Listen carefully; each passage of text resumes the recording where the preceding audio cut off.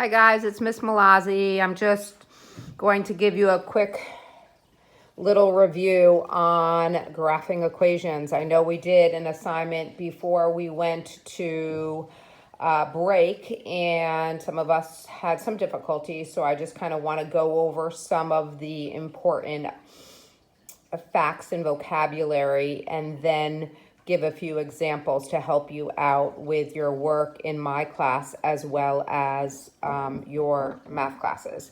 Okay, so the title of our video is Graphing a Linear Equation, and it's from slope-intercept form. Slope-intercept form, as you can see, is y equals mx plus b. Now, that is a formula, and it's the most used formula to graph a line. Now, each of the letters stand for something. The M stands for the slope, and slope is how steep the line is. And the B stands for the y-intercept. That's where the line actually intersects the y-axis. The y-axis is this vertical axis. So where the line crosses this axis is that number that you're going to see as B. Now, let's review slope. Slope is the rate of change. Slope is the steepness of the line. Now, remember, you can have 4 different slopes. Remember my cute little example. We've got a positive slope. We have a negative slope. We could also have a 0 slope, which means it's flat. That means we don't have a slope. It's a 0 slope. And then we have a slope that goes up and down. And if you were to talk about slope that goes straight up and down, you really can't define it because you can't bike up it. You can't ski down it. It'd be really dangerous. So we call that undefined. And so as you can tell, I've made a cute little guy, and his name is Slope Man. So again, if the line goes from left to right up, that is a positive slope. If from left to right it goes down, it's a negative slope.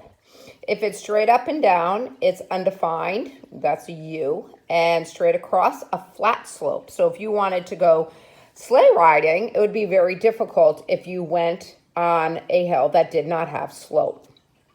All right, so let's get right into it. Now, as we said, slope is the rise over the run. So what that means is when we're plotting points, we either go up or down, but we always run to the right. Running to the right is right. That's what I always say. And the y-intercept, which is your B, is your first point that you plot. I would say B is like the beginning. That's where your line starts. That's going to be your first point that you plot.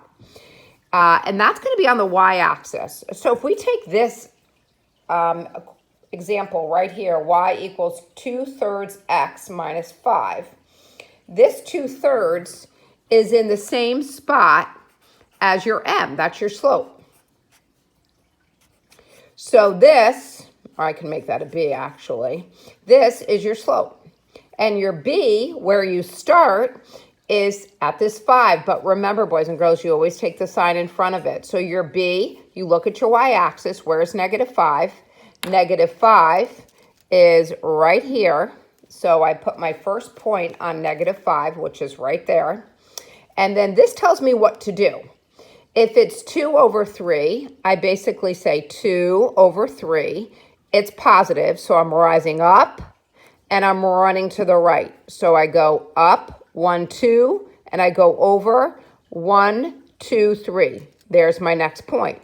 Then I do another one. Up 1, 2, run to the right. 1, 2, 3.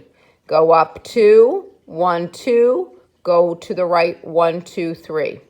Now I've begun to make my line. Now if I want to go backwards, I just reverse what I've done over here. So then I would go down from my original B and to the left. So here I would say, okay, let's go down 2 and run 1, 2, 3. And then if I had a straight edge, then I just take it and there is my line. Now, it's a positive slope. It goes from right to left in an upward direction. The y-intercept is at -5, which it is, so we're correct. Now let's do another one. I have another one up here. Now, as you can see, I have this right here, y equals -1/2 plus 6. So again, remember, this is where we start. That's our beginning. So we look at our y-axis, we go to 6. 6 is right there. Now our slope says -1/2. So -1/2, as I've written already right here, that means if it's negative, instead of going up, you're going down 1. And remember, you're always running to the right. Okay, right is right. So now we're at our +6. We're going down 1 over 1, 2. Then we're going down 1 over 1, 2.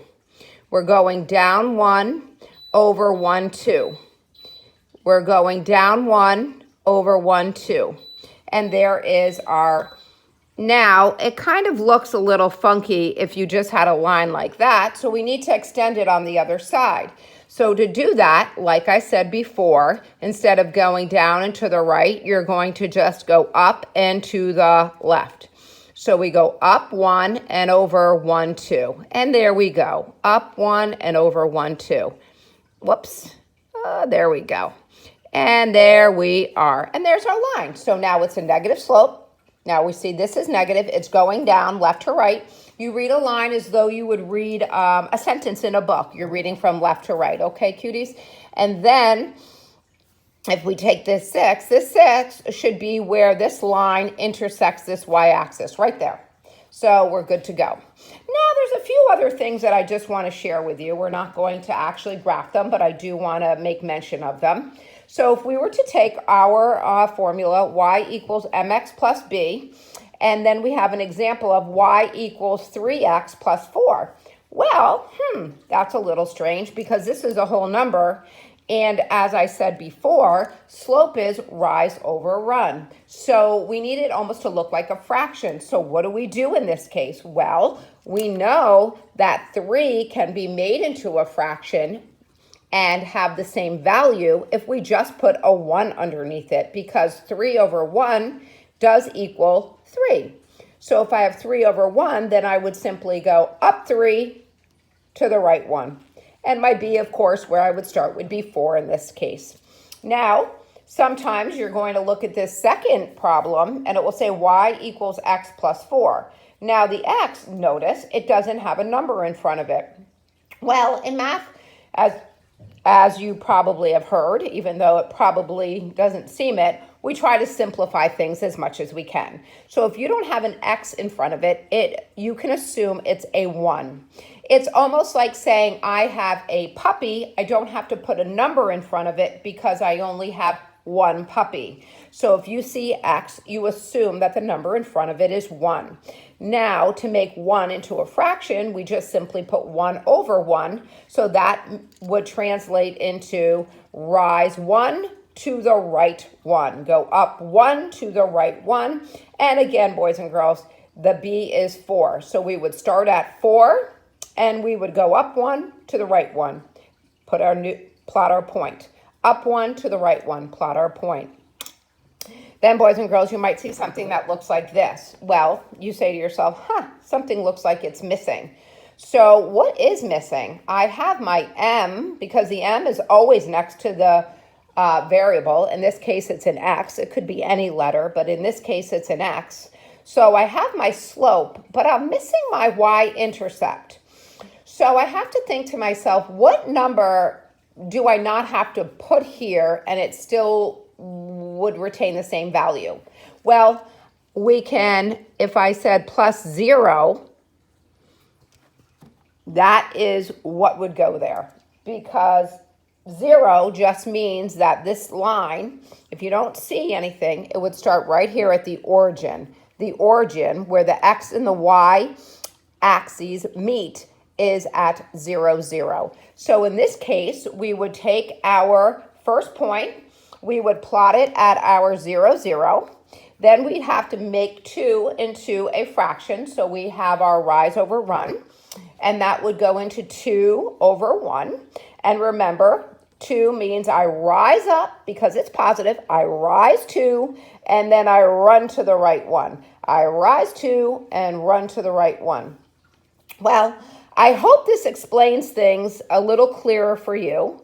I'm going to have office hours, which I'll post on my website. Hope you're well. Stay tuned.